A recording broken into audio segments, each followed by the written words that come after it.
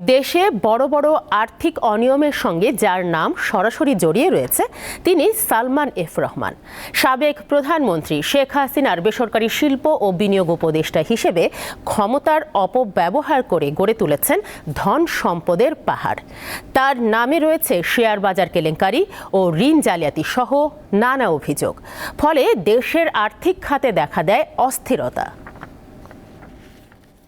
Salman F Rahman এবং তার প্রতিষ্ঠান বেক্সিমকো, বলা হয়ে থাকে ব্যাংকের ফ্রি টাকায় তিনি শত শত কোটি টাকা পকেটে ভরেছেন।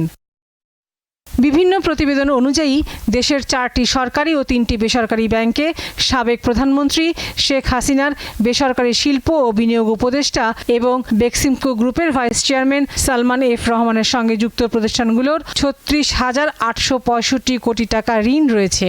এর মধ্যে শুধু আইএফআইসি ব্যাংকেই সালমান এফ রহমানের নামে বেনামে থাকা প্রতিষ্ঠানগুলোর ঋণের পরিমাণ প্রায় 11,000 কোটি টাকা।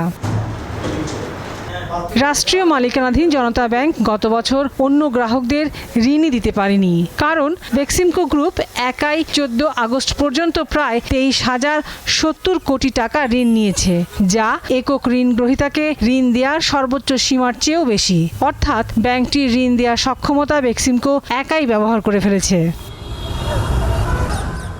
এমনকি ধুঁকতে থাকা ন্যাশনাল ব্যাংক থেকেও ঋণ নিয়েছেন সালমান এফ রহমান, তবে পরিশোধ করেননি কিস্তি।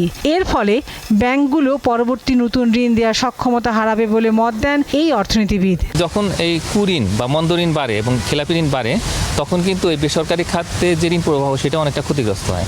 এবং একই সঙ্গে আমরা যেহেতু এই মুহূর্তে একটা সংকোচনমূলক মুদ্রানীতি বাস্তবায়ন করছি, এটার কারণে এমনিতেই ঋণ দেওয়ার সক্ষমতা ব্যাংকগুলোর যা রয়েছে সেটাও কমে গেছে। এবং এর পাশাপাশি এই মন্দ ঋণ এবং খেলাপি ঋণ এই দুটোর কারণে দেখা যাচ্ছে বিপুল পরিমাণে টাকাটা আটকে রয়েছে এবং তার বিপরীতে ঋণ দেওয়া সম্ভব হচ্ছে না। তিনি জানান, ঋণ আদায়ে বাংলাদেশ ব্যাংককে কঠোর পদক্ষেপ নিতে হবে। আগামীতে এই খাতে স্বচ্ছতা আনতে একটি কমিশন গঠনের প্রস্তাব রয়েছে তার।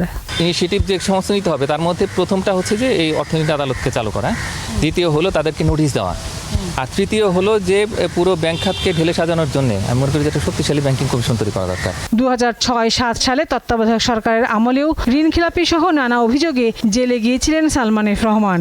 এরপর জেল থেকে বের হয়ে নাম জড়ান 2010-11 সালের শেয়ার বাজার কেলেঙ্কারিতে। বাংলাদেশ ব্যাংকে এই জায়গাতে খুব শক্ত ভূমিকা পালন করতে হবে। লাবণী গুহ, দীপ্ত সংবাদ, ঢাকা।